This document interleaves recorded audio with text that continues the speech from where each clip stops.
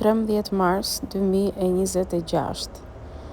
Sot vendosa të bëj një udhëtim vetëm solo trip për në Medinë, Arabi Saudite. Unë nisa në mëngjes, siç e shikoni nga Riyadhi, është 1 orë e 10 minuta larg me avion dhe gjithnjë mendoja që duhet shkoja atje.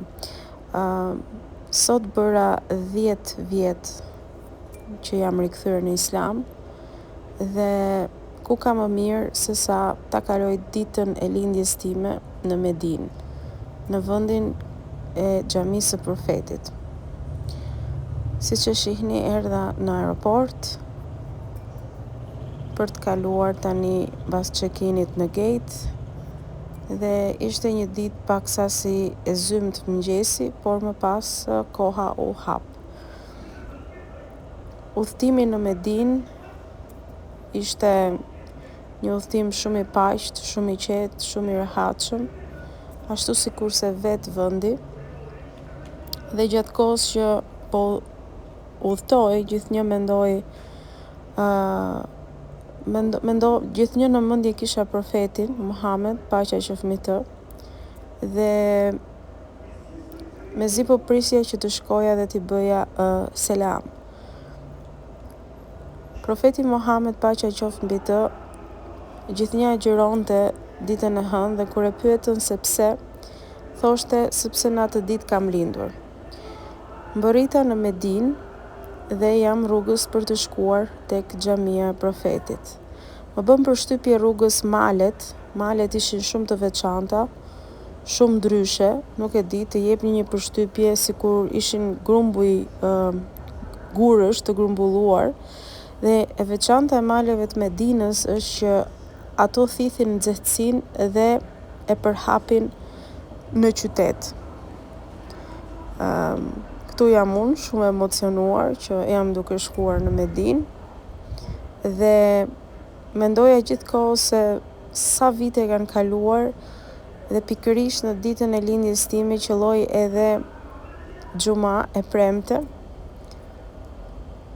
dhe për këtë isha akoma dhe më e lumtur. Këtu jam në taksi dhe edhe pak arrim në Medinë, domethënë në Medinë arritëm, edhe pak arrim në xhamin e Profetit. Për mua është hera e parë që do të shkoj aty. Ja dhe palmat e bukura të Arabisë. Është një ndjesi e veçantë, siç e thon shumë që kanë qenë atje.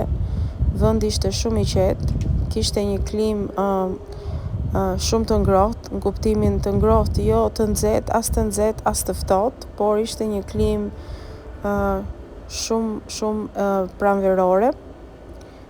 Dhe pash dhe disa karakteristika të ndërtesave, që ishin ndërtesa të vjetra. Këtu edhe pak arri.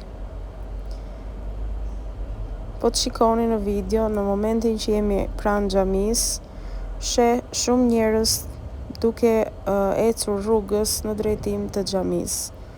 Kishte nacionalitete të ndryshme, por më së shumti në këtë ditë sot pa shumë nga nacionalitete si Pakistani dhe jam në fund arri në xhamin e Profetit. Kishte shumë zogj që i shihje edhe brenda, a thua se dinin se ku ndodheshin dhe fluturonin sa ndej këtej.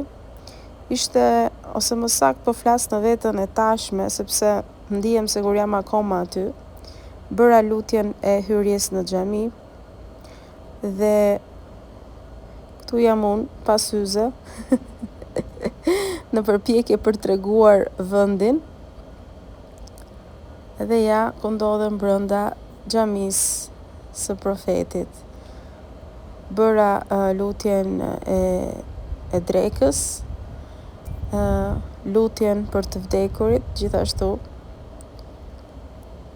dhe bëra shumë dua edhe për ju që më ndiqni. Këtu ndodhet xhamia e Profetit, aty ku është vendosur dhe trupi i Profetit. Më pas bëra pak pushim dhe po shihja ato dyqane tradicionale me zbukurime.